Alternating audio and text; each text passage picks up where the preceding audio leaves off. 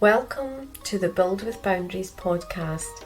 My name is Mahnaz, and this podcast is for high achieving women looking to grow without sacrificing family and life.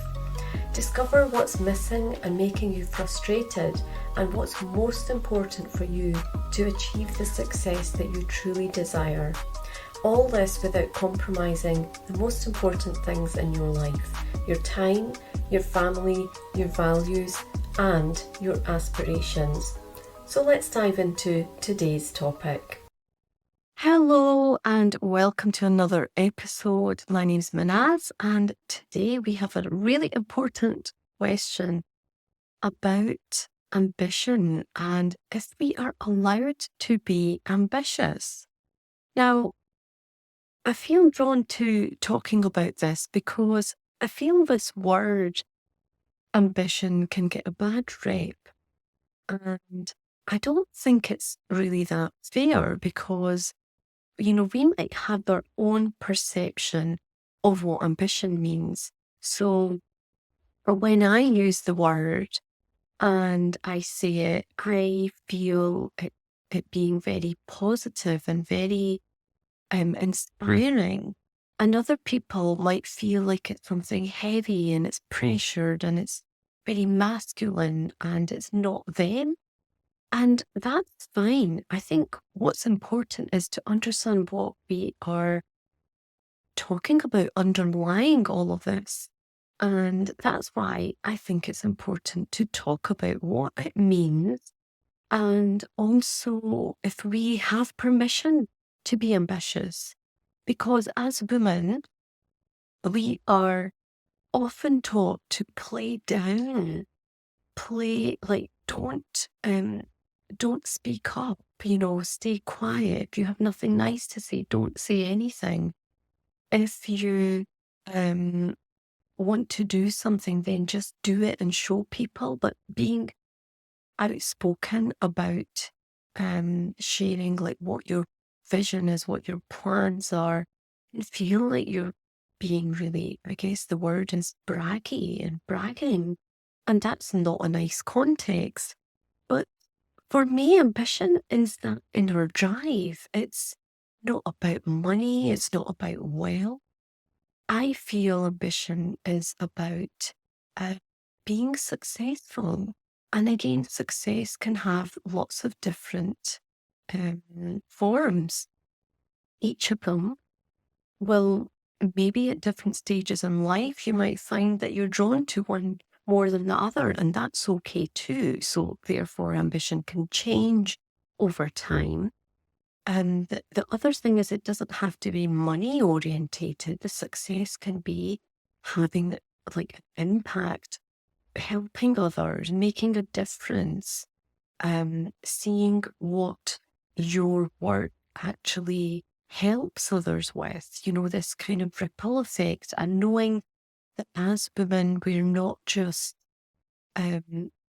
running our business and working away, we have a result. We are here with a purpose and we're standing in that power and actually helping others, helping others to transform something in their life, which in return is, there's this ripple effect, because when they are more positive and happier and you've dealt with the issue that they've come to you for, they are going to be more successful in life, right?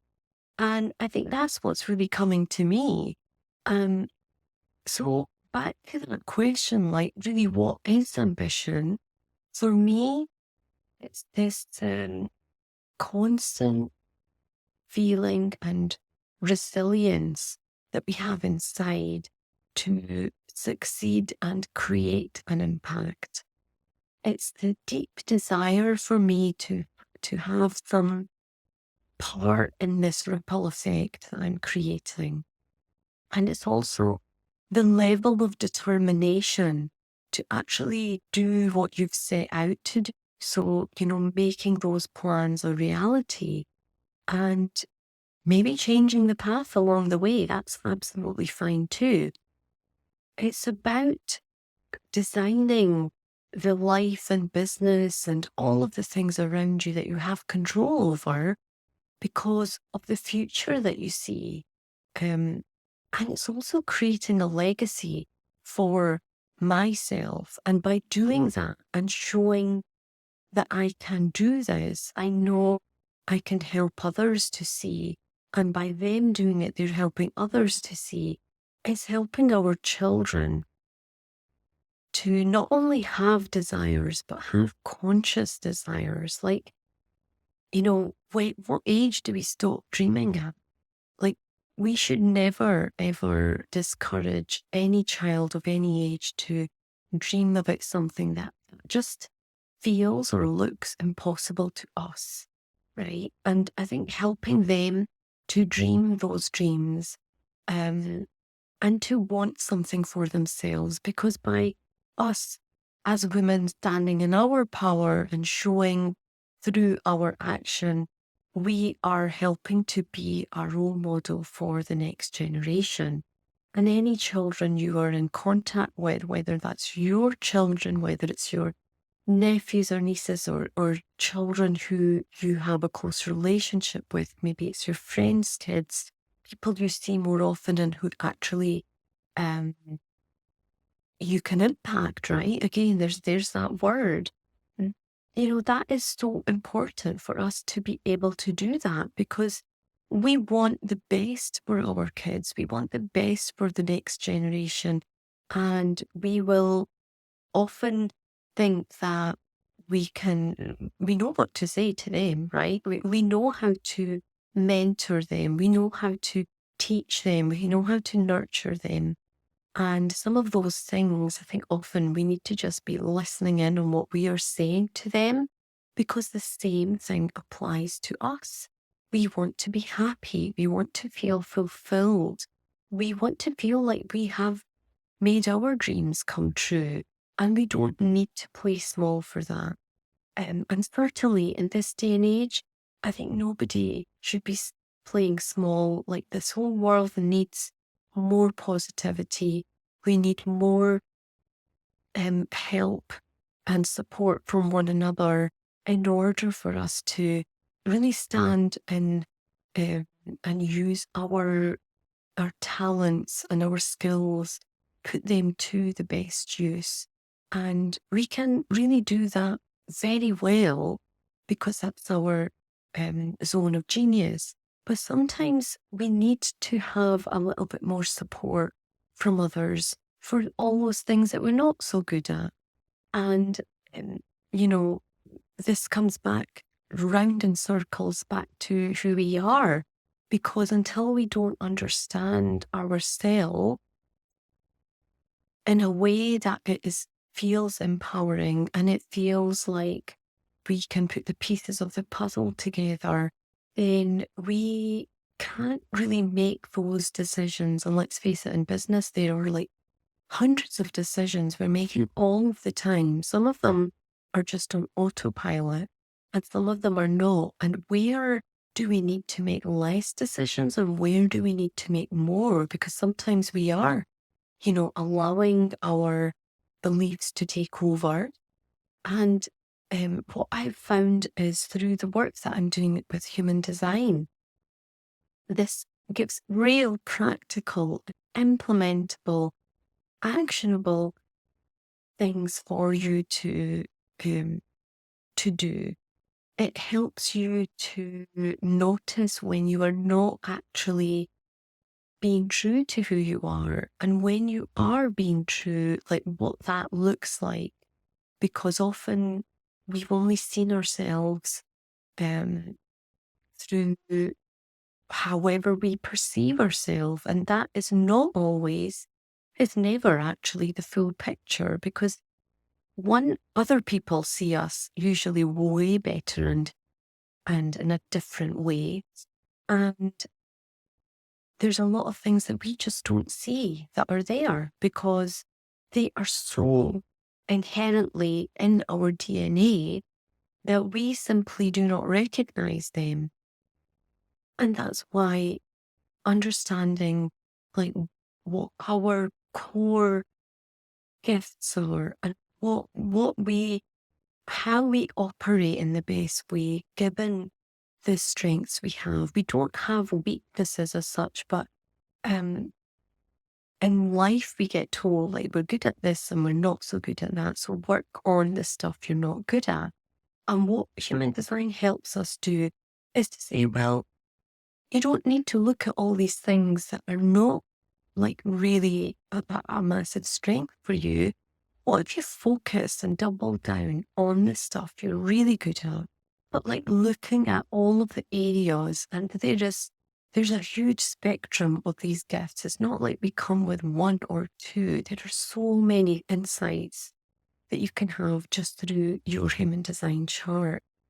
So yeah, I think it's an incredible time for us to go inward and actually create this understanding of what authenticity is, who we are, and what it means to be us.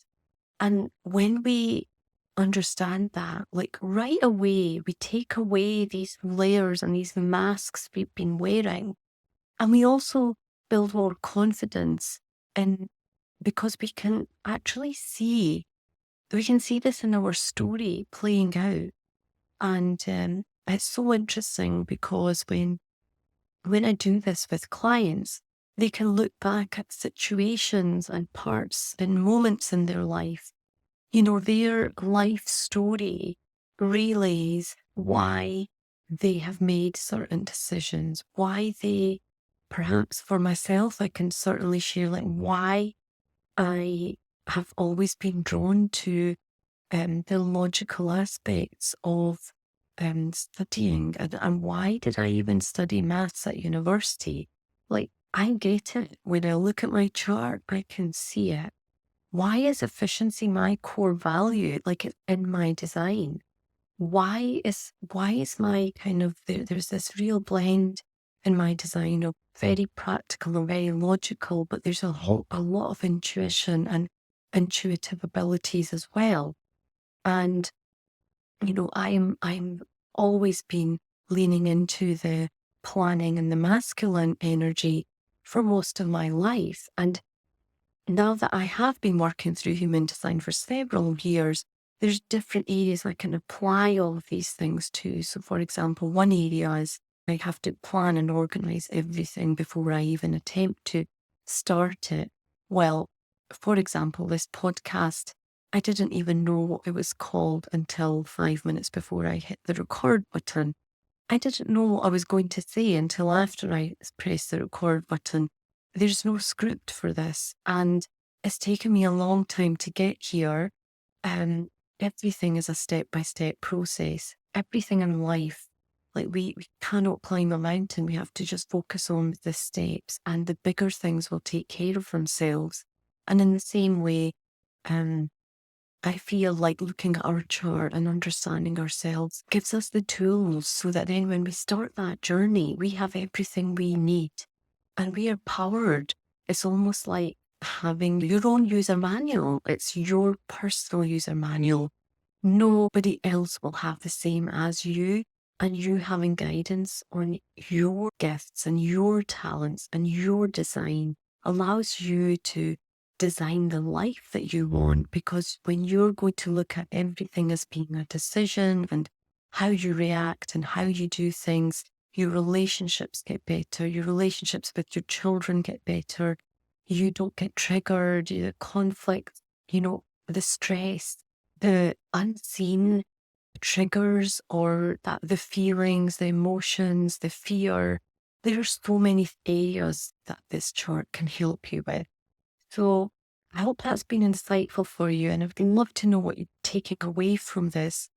I think it is time for ambition to get a new understanding. And I think, you know, that ambition can also feel like it's been other people's expectations of us. And I think it's time for us to drop what other people want and really lean into what ambition is for us.